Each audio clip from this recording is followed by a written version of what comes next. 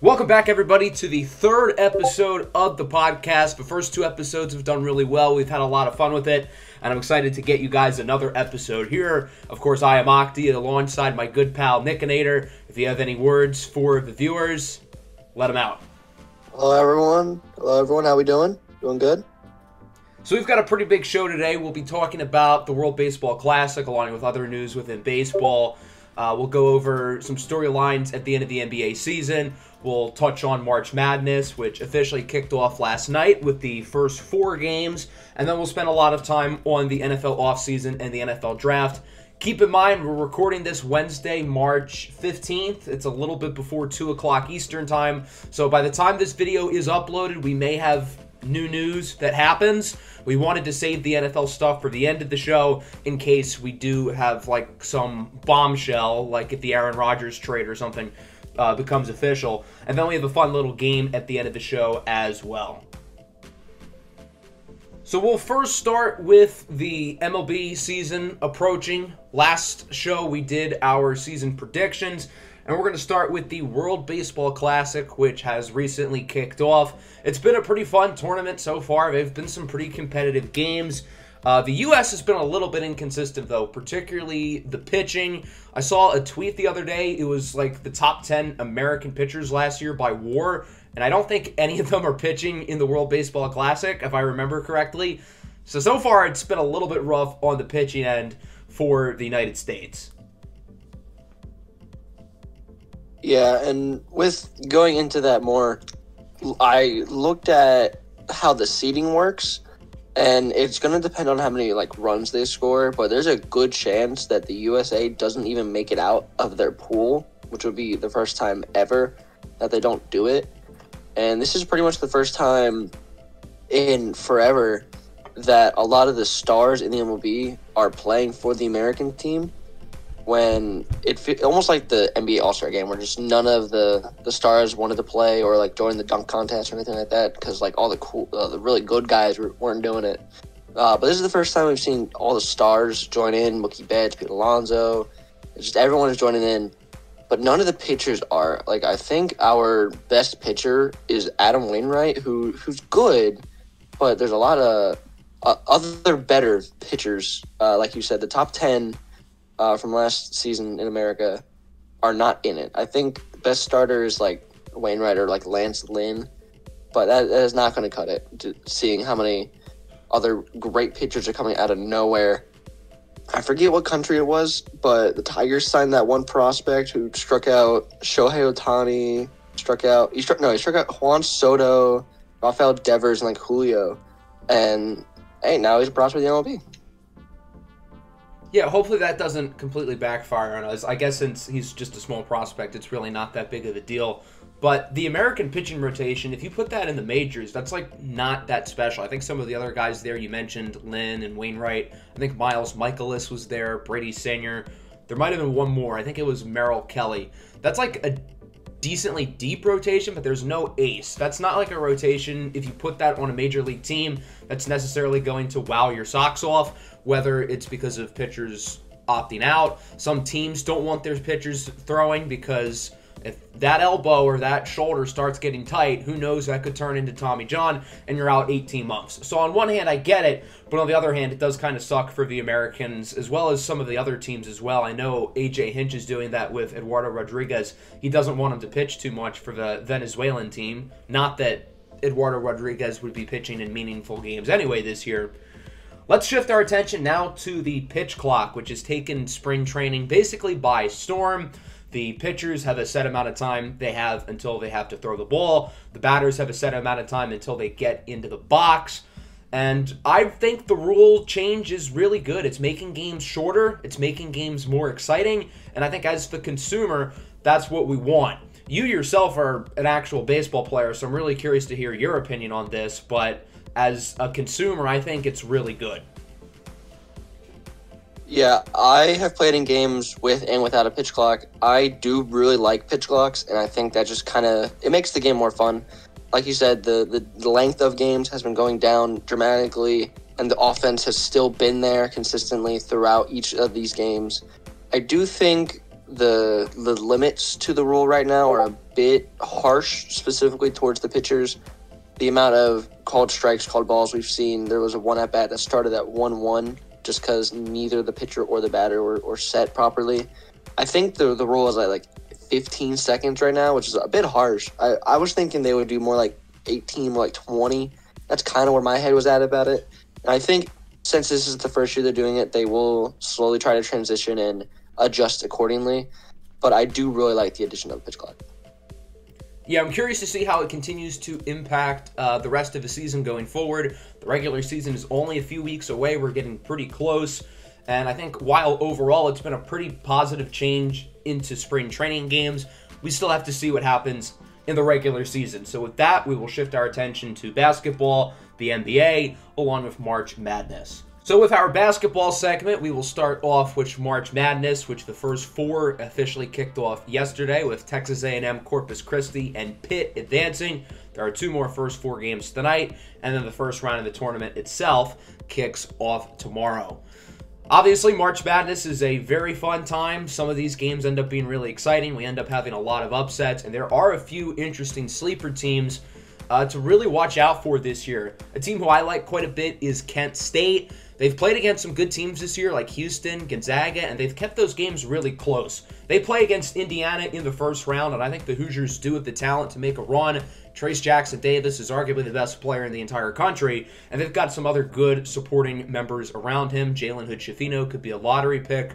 But Kent State's got a really solid squad. I think they have a real shot to not only beat Indiana, but maybe win their next game against either Miami or Drake, which would position themselves for a rematch with Houston in the Sweet 16, unless Houston loses earlier, which would greatly surprise me. Another team to really watch out for me is Memphis. They are an 8 seed. They're led by transfer guard Kendrick Davis, who is really, really good. They just beat Houston by a lot in the American Athletic Championship, albeit Houston was without their best player, Marcus Sasser. But Memphis plays against Florida Atlantic in the first round. Florida Atlantic's a really good team. I think Memphis could win that, and then they would probably have Purdue in the second round. And Purdue's interesting because they are a 1 seed, but personally I think they're a little bit overhyped. Yes, they have Zach Edey, who's 7'4". He's going to win the National Player of the Year. But I really think Memphis could upset Purdue, and that whole bottom left East region is pretty weak. Purdue is a weak 1 seed. Marquette is a very questionable 2 seed. Kansas State, I don't really trust them as a 3 seed. And Tennessee, I think, is the worst 4 seed of the bunch. So I think that region is just going to go completely bonkers. Duke is red hot. They can make a run. Michigan State, this is Tom Izzo's month. He usually succeeds in March, so maybe they could make a run as well. Yeah, and I think I have 2 teams that I'm really liking that are a little more underrated. I really like 7 seed Northwestern. Playing Boise State, they're a bit cold, coming off a few losses here and there. And I think Northwestern has the talent to be able to get past them. Even if they are the higher seed, I feel like they might be even the underdogs right now. And then they would either play UCLA or UNC Asheville, assuming UCLA, but you never know with March Madness. But UCLA, they lost one of their better players. I don't remember his name, but losing that guy, Northwestern's going to have a lot better of a shot to be able to get past UCLA and be able to make it into that Sweet 16. And I really like the talent. I think Northwestern has one of the top 10 offenses, top 10 defenses, something like that. They've been scoring efficiently. Defense has been going crazy, and I think they've gotten a few really good wins here and there. And then another team I'm really liking is the 12-seeded VCU, Virginia Commonwealth University. I do think they're a bit underrated. They're much more of a baseball school than anything with I can't remember their names, but they've had a lot of good prospects coming out lately. But with basketball, they're going to be up against 5-seed St. Mary's, and they're obviously going to be the underdog, but I think they are a team who was primed to be able to go on into like a sort of underdog route. If they do win, get into like the Sweet 16, they would most likely have to go against Kansas, which that would probably end their run. But I do think they have a good shot of actually beating St. Mary's and then one of UConn or Iona. But don't sleep on them. I think they got the talent. I think they're slowly coming up as a more recognized school, and I love the chance to see them play.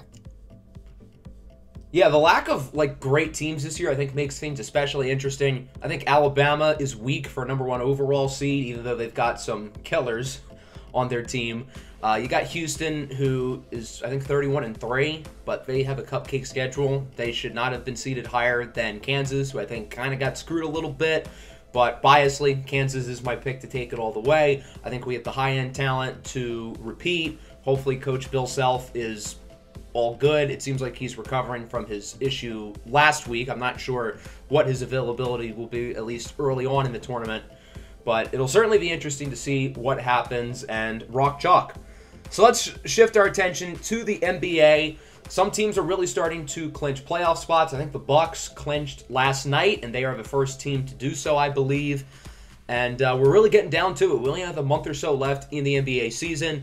The MVP race and conversation is more heated than ever. So many good candidates, and kind of like March Madness in the NBA, I don't feel like there's one clear favorite. I think you got 3 or 4 teams who are all sort of clustered in that top tier. The Bucks, the Celtics, the Nuggets. I don't know if there's anyone else I'd want to throw in there right now, but you certainly could see some teams behind them as well. Maybe Cleveland, maybe one of the older teams in the West, Memphis, if they get Ja back. Nevers can sleep on the Warriors, and not that I think the Kings are good enough to win a title this year, but they do have the best offense in the league. So I'm really curious to see, especially out of the Western Conference. I forgot to mention Phoenix as well. They certainly can make it out too. But I think especially in the West, there's so many teams who can do it, but there's not like one clear top dog at the moment. Yeah, and I think in the West specifically, I think right now the favorite's probably the Nuggets. They've just been dominant since the beginning of the year. Grizzlies have cooled off a bit, and the Kings, I don't think, have the experience or the firepower to be able to overcome something like the Nuggets. Obviously, of course, the Suns, Mavs, even as a play-in, or never, like you said, never the Warriors, they can always make a run. But I think right now in the West, the Nuggets are definitely going to be probably the team to beat. And the Bucks, who have one of the, probably actually the greatest player in the league right now with Giannis, going crazy, doing what he does, carrying that not the greatest roster I've ever seen. But I do think the Celtics and the 76ers are going to have a great chance to get over that hump with the Bucks. The 76ers specifically, they have been on a run since late December. I think they had the second or third best record since like mid-December. They've brought it to a game difference behind the Celtics, not that far behind. They're doing great lately. Celtics have been cooling off a little bit, but I wouldn't be shocked if the 76ers really would overtake the Celtics for that 2 seed. And I don't know. I think the Joel Embiid's putting his final stamp for MVP, not trying to finish second for the 5th year in a row behind Jokic. But hopefully, because I'm biased as hell, hopefully we can do something with it. Yeah, and as you mentioned with the MVP race, I think this year's MVP race, I think it goes without saying, but this year's race is tighter than ever. There are still probably, realistically, I would say probably 3 guys who could really win it. And I think the basketball media is kind of taking it all the wrong way. I think some people, cough, Kendrick Perkins, cough, sort of have their own agendas for it. And I feel like people just aren't appreciating the basketball itself and just using other factors in it. Personally, I still believe that Nikola Jokic should win the MVP. People want to say he puts up empty stats, he has triple-doubles, but I think the team is undefeated or something when he has triple-doubles, so that just does not make sense. There are other arguments for other players. Joel Embiid is much better defensively than Jokic. He's a better all-around scorer than Jokic as well. But Embiid also isn't the primary playmaker, which for the Sixers is James Harden, who I believe leads the NBA in assists. And with Embiid being a center, you can't really fault him for not being the playmaker, but that's just what makes Nikola Jokic special. You have Giannis as well. Unlike those guys, Giannis has led a team to a championship, but the MVP award should be about this year and not 2 years ago. And as great as Giannis has been this year, again, I would personally still give the edge to Jokic, but I really don't think you can go wrong either way. I think all 3 guys are very deserving, and you can make cases for other guys. Luka, I don't know if LeBron's played enough games, but in terms of value to his team, I think he absolutely belongs within that discussion. Jason Tatum at the beginning of the year in particular, not so much now, but there are so many really good players who deserve it, and it kind of sucks that you can only give it to one person. Yeah, and Jokic is always going to have his stake in the race. But I think right now my pick is actually going to be Giannis, just because he's averaging 32, 12, and almost 6 right now, and he's still being top 5 defender in the league. I think he's 4th or 3rd even right now for Defensive Player of the Year. And he's been carrying this Bucks team to the 1 seed right now. They're probably the most dominant team in the league right now, offensively and defensively. And I feel like the media hasn't been showing Giannis that respect almost. They've been kind of putting it once again between Jokic and Embiid, which, fair enough, they've been doing great. But it's almost like voter fatigue has somehow taken in with Giannis instead of Jokic, of all people. Because Jokic may have won it the past 2 times, but people might have forgotten about Giannis. Giannis has been going off, doing everything he's been doing.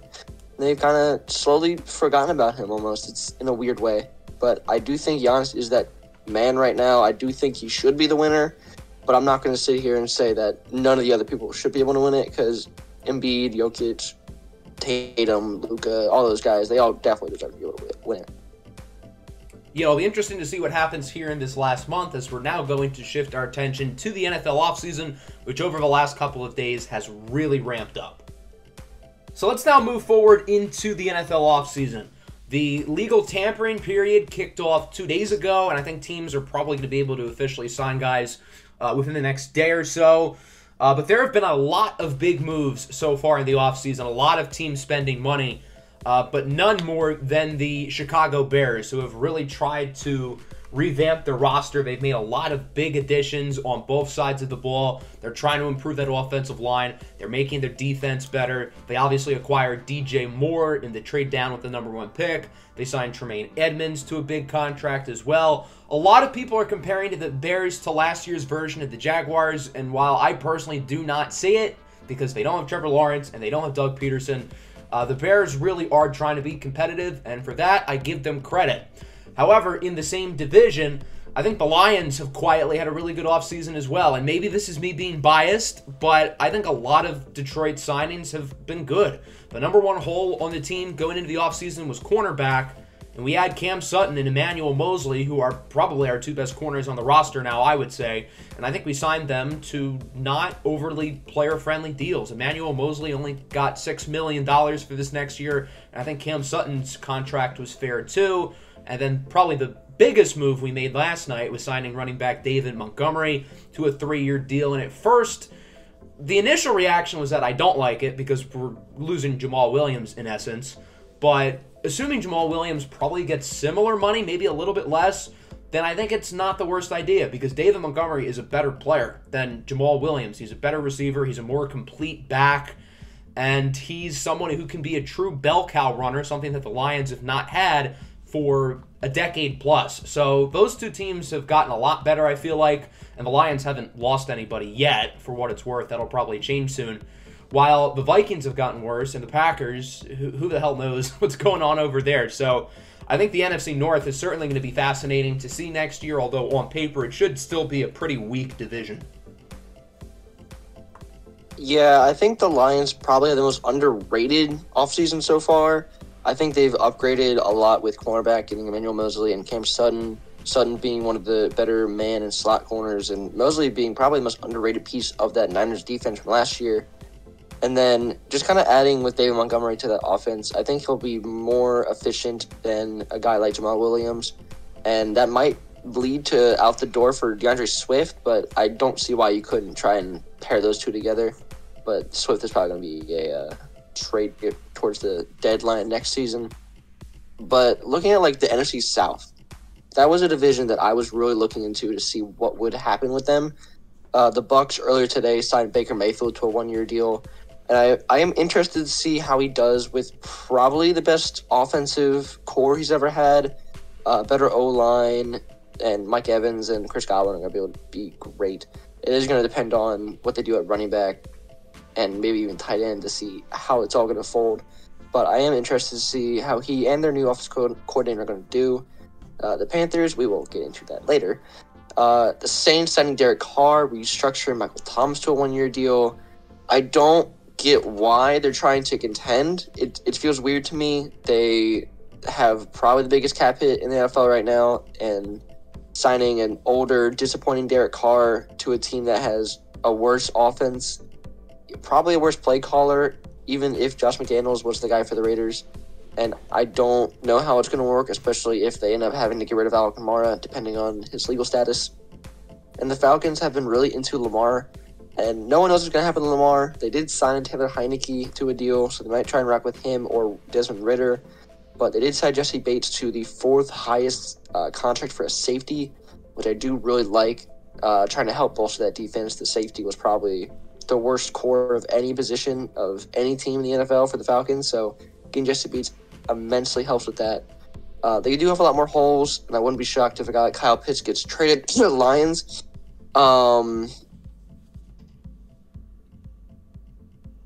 Take on this upcoming year, all finishing under 500. But I am really interested to see how that's going to play out. Let's take a look at some specific signings that we like and we don't like. One that I do really like is David Long, the linebacker from the Titans, signing with the Dolphins, 2 years, $11 million. I thought that was a really good value contract. David Long's a good player, and he can slide right into that Dolphins defense, gives them another piece in the middle. I think Miami quietly, maybe not so much quietly with the Jalen Ramsey deal, but Miami's having a good offseason. One signing that I don't like, at least in a vacuum, is Alan Lazard to the Jets, 4 years, $44 million. I think that is a complete overpay for a guy who is a backup caliber receiver. Now, if you get Aaron Rodgers out of it, then it's a little bit different. I get it. But in a vacuum, I don't think that's a great deal. And then another move I like, not a signing, but a trade. Stephon Gilmore was quietly still good last year with the Colts, and all Dallas had to do was trade a 5th rounder for him, pair him up with Trayvon Diggs. I think that move has been kind of slept on a little bit, and I think Stephon Gilmore added to that Cowboys defense, who already was quite good last year. I think that's a huge get for them. Yeah, and then one deal that I do really like is the Pittsburgh Steelers getting Patrick Peterson. He's been getting older with age, and he was on a very disappointing Vikings team. But I think he was one of the brighter spots in that defense. He's been quietly really good since joining Minnesota. So being able to join a Pittsburgh defense with the front 7 that it has, I think he'll look even better. And I wouldn't be shocked if he's able to even stay there for more than just the 2-year deal. Another deal that I don't like is Jacoby Myers getting a 3-year deal with the Raiders. It's about $11 million a year, same thing that Lazard got, just one less year. I don't get why the Raiders specifically are going out to get a 3rd receiver. Maybe that means Hunter Renfrow might be leaving. I don't know. We know Darren Waller's out the door, but that doesn't mean you sign a receiver. So paying $11 million for receiver 3 for Jimmy Garoppolo, of all people, is a bit questionable when that defense just isn't it. And then another deal I really like is another cornerback. The Minnesota Vikings swapping Peterson, getting Byron Murphy from the Cardinals. He was a guy I really liked. I thought he was going to get a bit of a budget deal, but depending on who that new DC is for the Vikings, I do think Byron Murphy's going to be able to perform better than he did with Arizona. He was already pretty good as that number 1 corner, but I don't know if he's going to have to be that number 1 corner anymore. They did cut Cam Dantzler for whatever reason. I did really like him. Howie, please get him. But I do really like Byron Murphy's future in Minnesota. Okay, first of all, I regret to inform you that Cam Dantzler signed with an NFC East team, but not the Eagles. He was claimed by Washington. Damn it. Yeah, so you can't get him. The cornerback market's been kind of weird because Byron Murphy's gotten less money than I would have thought. Jamel Dean got less money than I would have expected. James Bradbury got less money than I would have thought. Jalen Ramsey was traded for less. I think that's all kind of partly why Darius Slay got cut. We'll touch on the NFC East in a little bit. Let's actually move over to the Aaron Rodgers news that just broke a little bit less than an hour ago as of the time that we're recording this. As Aaron Rodgers on the Pat McAfee show said that his intention next year was to play for the New York Jets. As of the time that we are recording this, the deal itself has not been announced. Maybe it will when this is uploaded, maybe it won't. But right now, all we know is that the words that came out of Aaron Rodgers' mouth are that he plans to play for the Jets. And as someone who is probably the biggest Packers hater on the planet, I'm a little bit mixed about this because I wanted Aaron Rodgers to not get traded. I don't want the Packers to get value for him. I would have loved to have seen them sync together, Rodgers and the organization, or better yet, Aaron Rodgers just completely retire. But on the other hand, it's nice that the bad man is out. And it's also nice to know that we were the ones who killed the Wicked Witch, essentially, by having him not play very well in his final game at Lambeau in prime time with a playoff spot on the line. So that is pretty satisfying. I'm curious to see what the Jets get back in return. I don't think it's going to be more than like a first and something else. I would assume that there will be at least one first-round pick in the deal, but you got to keep in mind Rodgers is 39 years old, and his personality is a little bit of a wild card, to put it nicely. So the Packers don't really have any leverage here, especially now that Rodgers has said, I want to play for the Jets next year. So I don't think the Packers are going to get back as much as people think, and hopefully I'm right about that. Yeah, and another thing that Rodgers said on the McAfee show was that when he went into that darkest day of his, he said he was 90% certain that he was going to retire, but I guess the Jets somehow have done enough persuading for him to want to join them in New York. I am looking forward to see if it actually goes through, to see what the Packers get for him. Looking at a lot of different mock trades, it has some sort of Rodgers and Darnell Savage going to New York for like a first and a conditional pick for like next year or some along those lines, which I wouldn't really mind. I've been really liking seeing Corey Davis go to the Packers. Just a budget guy, I guess a little help for presumably Jordan Love, who will be the starter. But I am interested to see what those details are, whether it's the 13th pick this year to the Packers or if it's next year first, whatever it may be. But I am certain that there is going to be a first in that deal, even if the Packers don't have the leverage right now. And Rodgers leaving, it's going to be interesting to see how he plays in what's looking to be a really stacked AFC East team. Buffalo's been dominant the past 5 years. Miami has looked even better on paper this year. And New England's here. They're here for the run.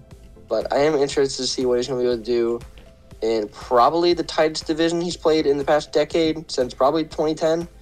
But I am really looking forward to see what he can do. The AFC East is going to be a dogfight this year, but the NFC East is going to be really interesting too. And all four of those teams have seen a lot of change. Dallas, I think, has had a very underrated offseason. They announced today that they're probably going to cut Ezekiel Elliott, finally. Obviously, as we mentioned earlier, the Stephon Gilmore trade, I really like that move.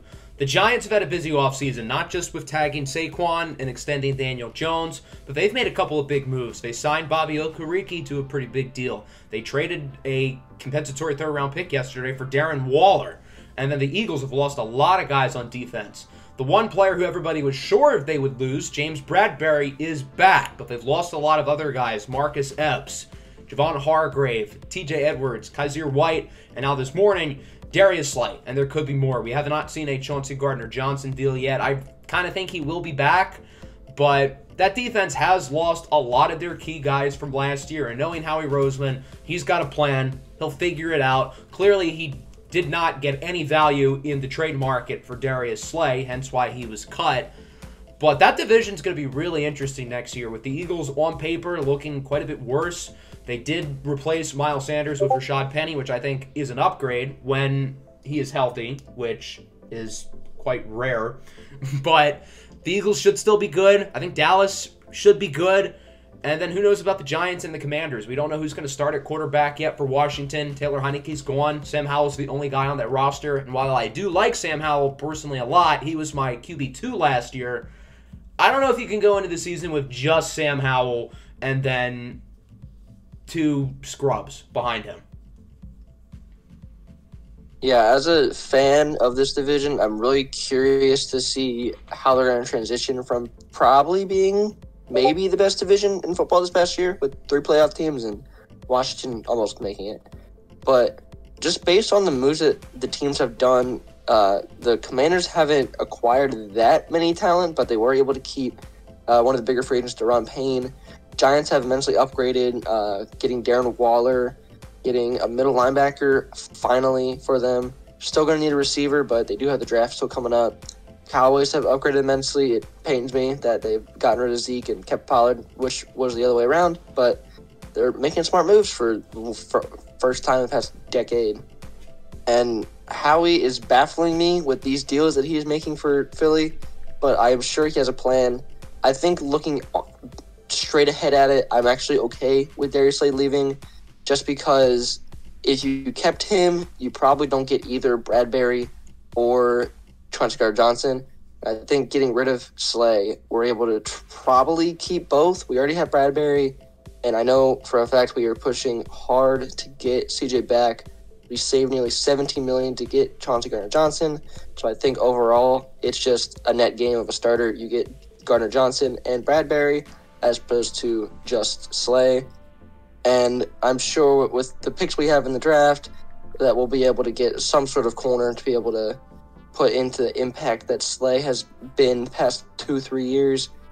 And I'm really, really questioning what we're going to do for this D line.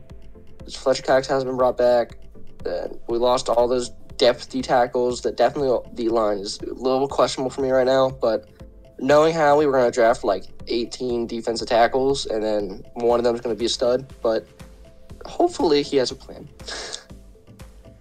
So with that, we will now shift our attention to the NFL Draft. We'll be recapping the Combine, and we'll go over some more players who we like. So let's shift our attention to the NFL Draft, which is now a little bit over a month away. The NFL Combine has concluded since the last time we recorded the show.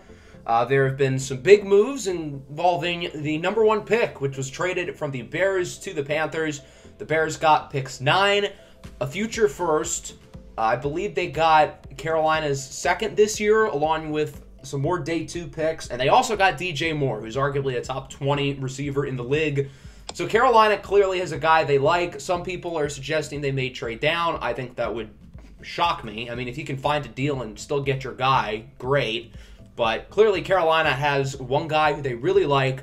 If they don't know who they're picking, then why did they trade up to 1? That wouldn't really make a whole lot of sense. So I assume they know who they want. A lot of people are thinking it is CJ Stroud, and there is a video on the Underdog Fantasy YouTube channel that shows Carolina's current quarterback coach, Josh McCown, before he was hired, going over some of CJ Stroud's film, and McCown was very complimentary of it. It seemed like McCown really liked him. That could make sense. Carolina did just sign Andy Dalton yesterday, so that could suggest that they want a good bridge quarterback for someone who's a little bit more raw, like Anthony Richardson. Or maybe they end up surprising us and going with Bryce Young, who going into the offseason was the consensus number 1 pick. Usually, whenever Vegas has their odds and stuff, they know more than we don't. So because of that, I think as of now, if I were to guess who the pick is, I think it would be CJ Stroud, considering he is favored by quite a bit. But I don't think it's some slam dunk yet to all the media, although Carolina probably knows who their guy is. They obviously gave up a lot, and the Bears are coming away with a huge haul. But if this quarterback ends up being good, then it'll all be worth it for the Panthers, even if it is a major risk. Yeah, I'm really curious to see who Carolina ends up drafting. I do like the trade. It just matters on if they can get another receiver or two. The free agent market isn't the greatest. Best probably being like Juju, Mecole Hardman. Those are probably the best options still available. But I wouldn't be shocked if they go to try and trade for one. Maybe a guy like DeAndre Hopkins. There's definitely going to be a few options. Seeing just the scape of the land here and there. But I'm sure they'll be able to get one, maybe 2 guys to be able to help whoever that QB ends up being. And like you said, the betting favorite right now is CJ Stroud. But the way that this trade went down, I have the nickest of feelings that it is going to end up being Anthony Richardson. Vegas does know a lot more than we do, but 2021, whatever year it was, Mac Jones was the favorite to go to 3 with the Niners, and it being Trey Lance, going for a more athletic option. And I think having less receivers, and assuming they go and get a running back, like Miles Sanders, Eckler, whoever ends up getting traded, that they might emphasize on the run game more like they did towards the end of last year after they cut their head coach. But I think having less receivers and focusing more on that run game would just work a lot better for a guy like Anthony Richardson.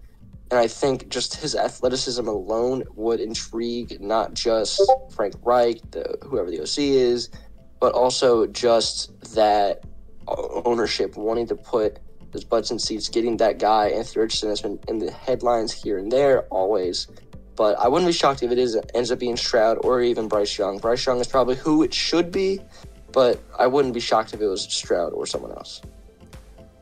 Let's now take a look at the NFL Combine, take a peek at some of our winners and losers.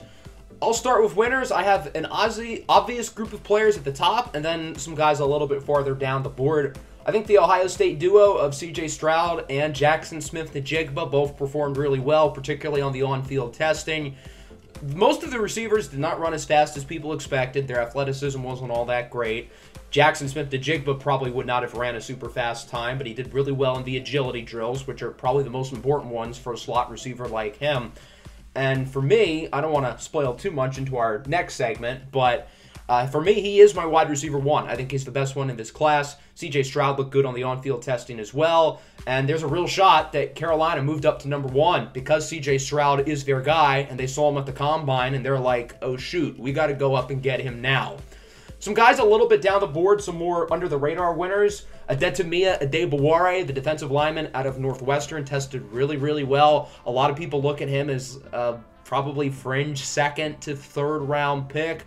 I think he's going to go a lot earlier than people expect. And if he ends up in the first round, I would not be surprised. If we picked him at 18, I would not be upset by that one bit.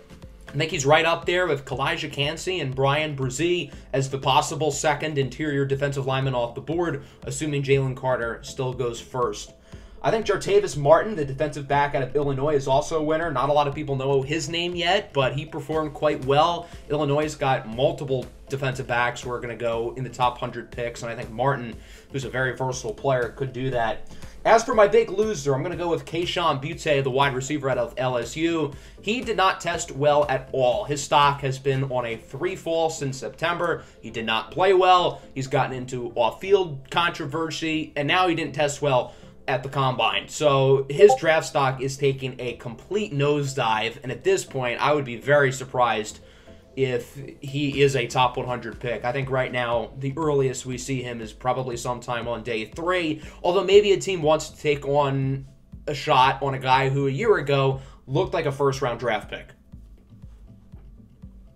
Yeah, there's definitely plenty of guys who are able to show that their athleticism, Nolan Smith, plenty of all those edge rushers able to show their speed and strength in all these drills.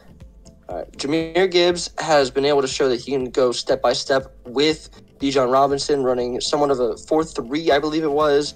And he has the pass catching ability that Bijan doesn't, and he's going to be able to be a bruiser just like Bijan can. And I wouldn't be shocked if he even scores right into the end of that first round.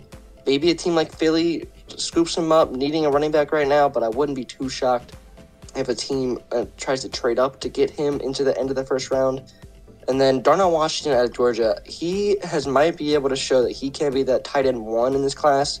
He's the biggest, reminding everybody of Darren Waller of sorts, a large human being that has the strength, the speed. He had probably the best catch of the afternoon that day on the sideline with the one hand, and he's just been able to show that he can do it. And then a loser isn't really, it's more of a group of players. It's pretty much every covered linebacker besides like 2 or 3 guys. Drew Sanders, Trenton Simpson, Noah Sewell, a lot of them didn't show what they could be. And I think a lot of them will be better when they get onto the field playing-wise. But they, to me, just haven't been able to show what I thought they were going to be able to show. And I wouldn't be shocked if no linebackers even go in the first round, even though we've seen some in the past go really high. And then one of the linebackers I do really like was actually Owen Popo, a later round guy from Auburn. I think looking back like 2-3 years ago, he was projected to be a top 10 pick probably. Now he's probably going to go early day 3, late day 2. But he was top of almost every drill, strength, speed, agility, whatever it was. And just with that pure athleticism, and he has the knowledge, he has the IQ, whatever he needs to do. I would not be shocked if he was able to start for a team almost right away, just be able to show what he can do. Let's go over some wide receivers and tight ends we like now. In the previous episodes of the show, we've talked about some quarterbacks we like, some running backs we like. But let's now take a look at the pass catchers. I've got a couple highly projected guys and some players who might end up a little bit down the board. I hinted at it earlier. I think Jackson Smith-Njigba is the best receiver in this class. He knows how to get open. He knows how to make plays after the catch. The floor of him is really high. He's going to be a good player right off the bat. But I don't think that means his ceiling is low. Look at guys like Cooper Kupp and Amon-Ra St. Brown who can operate through the slot. They're not the biggest. They're not the fastest. But Amon-Ra St. Brown's an ascending young star, and Cooper Kupp just won the Offensive Player of the Year a couple years ago. So I think someone like Smith-Njigba who knows how to get open, who's reliable, who's steady, even if he's not the biggest and the fastest, I think he's going to be a really, really good pro. And then down the board a little bit, one of Tennessee's receivers I really like, not Jalen Hyatt, but Cedric Tillman. He's an interesting player. He's a big guy, 6'3", solid athlete. He only played in 6 games this past year, but his production over the last couple of seasons has been quite good. And then moving on to tight end, Darnell Washington I really like, particularly as a fit for my Detroit Lions. I think adding a blocking tight end like him would be big because we're a team who likes to be physical. We love to run the ball. If he's there in the second round, I think that would be a slam dunk pick. He's a freak athlete, and he should only improve as a pass catcher. And then while Michael Mayer and Dalton Kincaid are getting a lot of first-round hype as talented receivers, as they should, don't sleep on Luke Musgrave out of Oregon State. He's a similar player to that of like a Mike Gesicki in the sense that he's not a great blocker, but he's a big athlete, another guy who knows how to get open, knows how to make plays. He was injured for most of this past season, but I do think he is a pretty underrated prospect who could surprise some people and go in the first round. I've had him mocked to teams like the Jaguars and the Giants in the past. That can't happen anymore because the Jags tagged Evan Engram and the Giants traded for Darren Waller. But I think Luke Musgrave is a really, really good prospect and isn't getting enough love.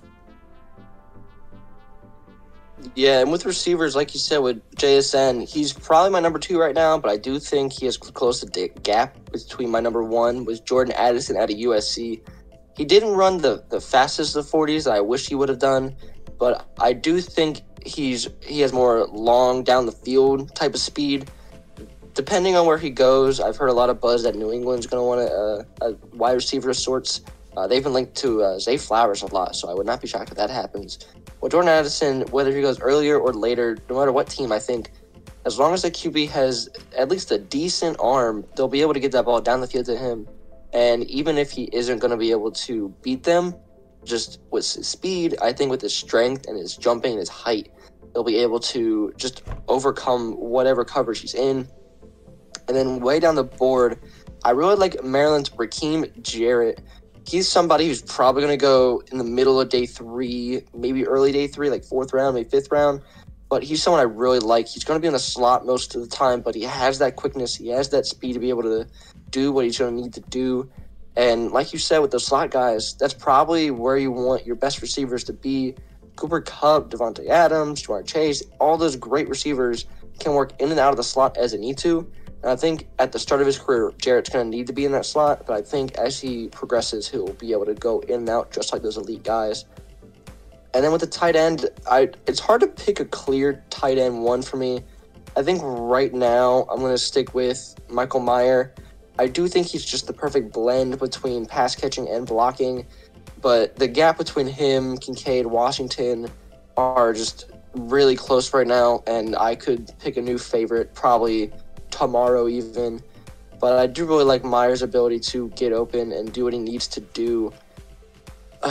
And then looking later down the board, Zach Kuntz from Old Dominion, I think he, along like Michael Myers, has that blend of pass catching and blocking. This past year, he only played in 5 games due to injury, but in 2021, he was a bit underrated. ODU doesn't have the greatest of offenses or teams for that matter, but I do think he was one of the bright spots, probably their best weapon on offense. And for a not-so-great team with not the greatest of coaching or stats or whatever, I think Zach Kuntz is going to be a guy who goes later in the round and could be like a Brent Selk type of guy who isn't going to be like the greatest of players, but when you need him the most, he will get the job done, getting that catch, getting that block you need, whatever needs to be done, he'll be there to do it for you. All right, so before we wrap up the show, we have a fun little segment we're going to do. I don't know how many of you guys have seen like those little grids on the internet where it's like on one column you have teams and whatnot, and on like the other column going down you have teams. Well, we have both made those. I have one that I made for Nick Nader for the NFL, and he has one that he made for me for the NBA. Quick intermission. I'm currently editing this, and I noticed that most of the audio that we recorded from the grid game is gone. It didn't record for whatever reason. So when I went up, this was the grid that Nick and Nader made for me, and I had to guess all of these players. It took a little while, and I got stumped on some of them. Yes, Carmelo Anthony played for the Hawks. Get over it. And then most of the other segment of him guessing the players that fit in the grid that I made did not record as well. However, the last part, which was like the best part, did record. So I figured rather than scrapping it, I would just show the end, which was pretty funny. Trevor Williams wasn't. What's his brother's name? I did not know they were brothers, but I thought they were brothers. You are on the right track when you said Williams. Okay. Okay. Williams. Who is named Williams? I can't. Oh my god. I feel almost embarrassed at this point. I am blanking on anyone named Williams.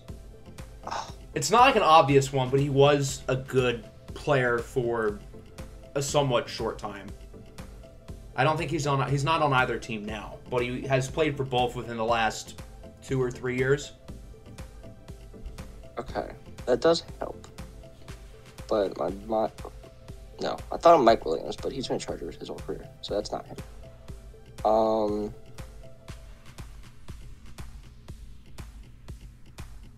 I am blanking on what this could be.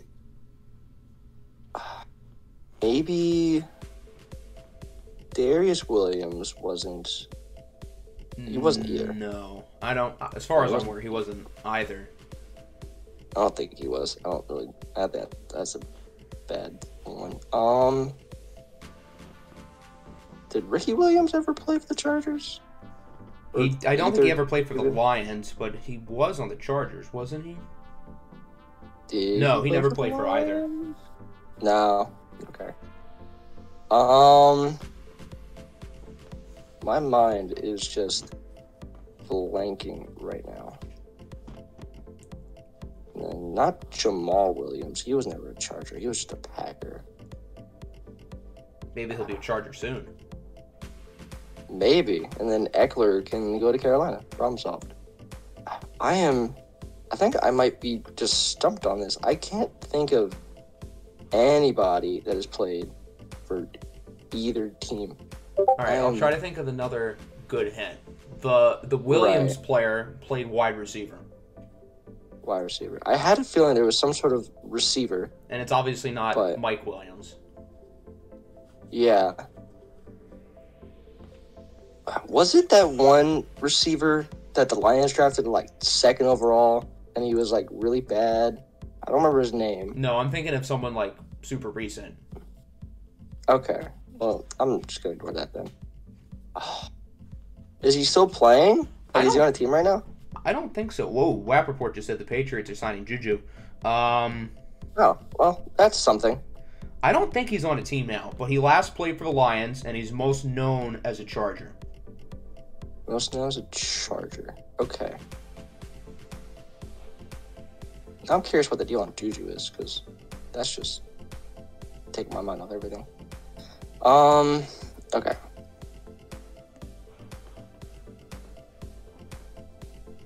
Alright, now I will get there eventually. If not this player, was it? There's a running back on the Lions currently who was drafted by the Chargers. Who, gets a little bit of playing time. Said he was drafted by the Chargers, but he's on the Lions. Yes.